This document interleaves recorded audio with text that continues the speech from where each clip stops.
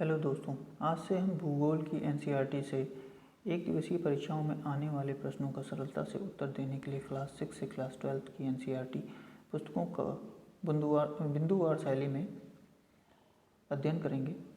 आज हम शुरू करने जा रहे हैं क्लास 6 की एनसीईआरटी से, जिसका नाम है पृथ्वी हमारा आवास। इसका पहला अध्याय है सौरमंडल में पृथ्वी। तो आइए शुरू करते हैं। सूर्य, चंद्रमा, पृथ्वी, उल्कापिंड तथा वे सभी वस्तुएं जो रात के समय आसमान में चमकती हैं खगोलीय पिंड कहलाती हैं। कुछ खगोलीय पिंड बड़े आकार वाले तथा गर्म होते हैं। ये गैसों से बने होते हैं। इनके पास अपनी ऊष्मा तथा प्रकाश होता है जिसको वे बड़ी मात्रा में उत्सर्जित करते हैं। इन खगोलीय पिंडों को तारा कहते हैं। सूर्य भी एक तारा है।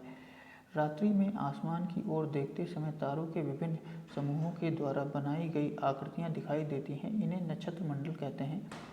अर्सा मेजर या बिग बियर एक प्रकार का नक्षत्र मंडल है। स्मॉल बियर या सप्तऋषि बहुत आसानी से पहचान में आने वाला नक्षत्र मंडल है। यह एक बड़े नक्षत्र मंडल अर्सा मेजर का भाग है। कुछ खगोलीय पिंडों में अपना प्रकाश एवं ऊष्मा नहीं होती। वे तारों के प्रकाश से प्रकाशित होते हैं। ऐसे पिंड ग्रह कहलाते हैं। ग्रह, जिसे अंग्रेजी में प्लैनेट कहते हैं, ग्रीक भाषा के प्लैनेटाई से बना है, जिसका अर्थ होता है परिभ्रमक अर्थात चारों ओर घूमने वाले। पृथ्वी, जिस पर हम रहते हैं, एक ग्रह है। यह अपना संपूर्ण प्रकाश एवं ऊष्मा सूर्य से प्राप्त करती है, जो पृथ्वी के सबसे नज़दीक का तारा है।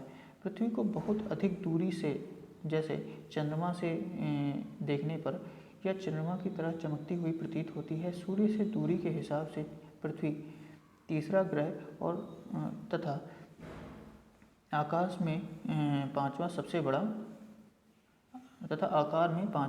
बड़ा ग्रह है। सूर्य से बढ़ती दूरी के हिसाब से ग्रहों का सही क्रम बुध, शुक्र, पृथ्वी, मंगल, बृहस्पति, शनि, अरुण, वरुण है। वे ग्रह जो सूर्य के नज़दीक हैं एवं चट्टानों से बने हैं आंतरिक ग्रह कहलाते हैं। बुध, शुक्र, पृथ्वी और मंगल आंतरिक ग्रहों के अंतर्गत आते हैं। बाह्य ग्रह सूर्य से बहुत दूर हैं तथा बहुत बड़े आकार के हैं। ये गैस और तरल पदार्थों से बने हैं। बृहस्पति, शनि, यूरेनस और नेपच्यून बाह्य ग्रह हैं। बुध सौरमंडल में सूर्य के सबसे नज़दीक का ग्रह है। इसी कारण इसका सूर्य के चारों ओर परिक्रमण काल सबसे कम यानी 88 दिन है। तारों, ग्रहों एवं उपग्रहों के अतिरिक्त असंख्य छोटे छोटे पिंड सूर्य के चारों ओर चक्कर लगाते हैं। इन पिंडों को क्षुद्र ग्रह कहते हैं।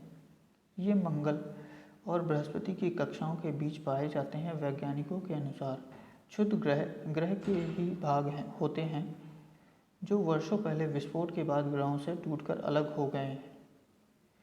सूर्य से दूरी के अनुसार ग्रहों की स्थिति है: बुध, शुक्र, पृथ्वी, मंगल, बृहस्पति, शनि, यूरेनस, नेपच्यून। वर्ष 2006 में अंतर्राष्ट्रीय खगोलीय संघ ने अपनी बैठक में यह निर्णय लिया कि प्लूटो, सीरस व 2003 यूबी 313 जैसे खगोलीय पिंडों को बौने ग्रहों की श्रेणी में रखा जा सकता है। पृथ्वी ध्रुवों के पास थोड़ी चपटी है। यही कारण है कि इसके आकार को भूभाग जियोइड कहा जाता है।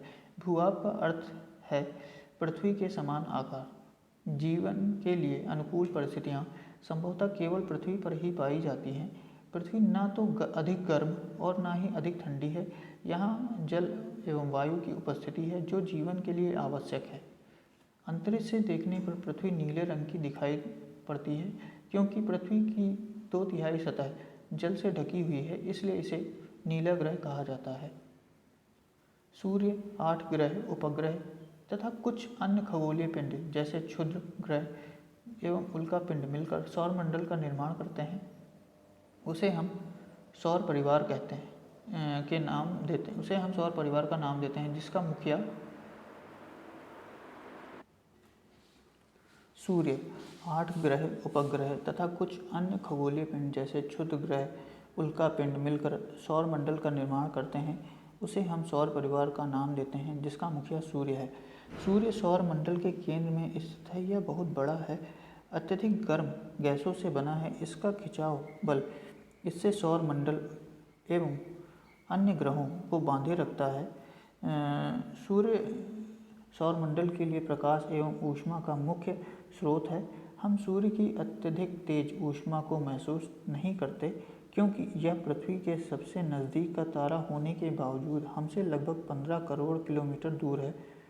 इसी कारण सूर्य के प्रकाश को पृथ्वी पर पहुंचने में लगभग 8 मिनट लगते हैं।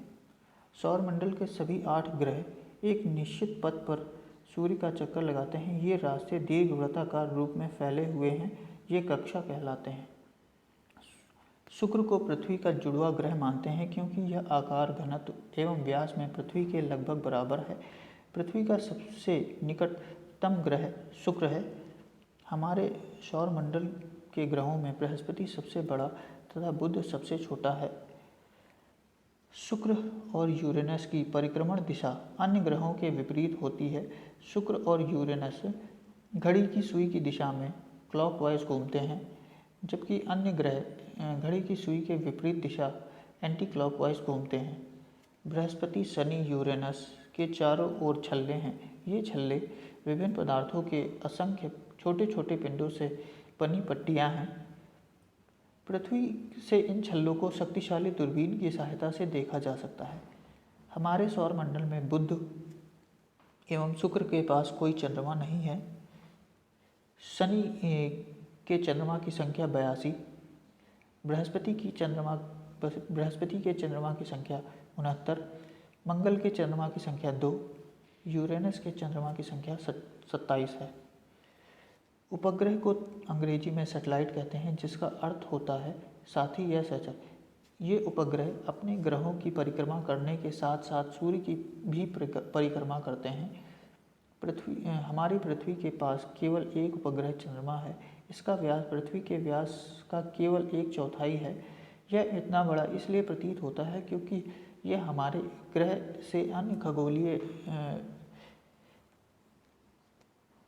पिंडों की अपेक्षा नज़दीक है।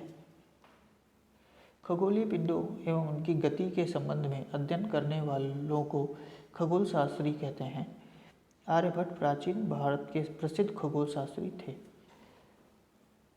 सूर्य के चारों ओर चक्कर लगाने वाले पत्थरों के छोटे छोटे टुकड़ों को उल्का पिंड कहते हैं। खुले आकाश में एक छोर से दूसरी छोर तक फैली सफ़ेद पट्टी, जो कि एक चमकदार रास्ते की तरह दिखती है, यह लाखों तारों का समूह है। यह पट्टी आकाशगंगा है। हमारा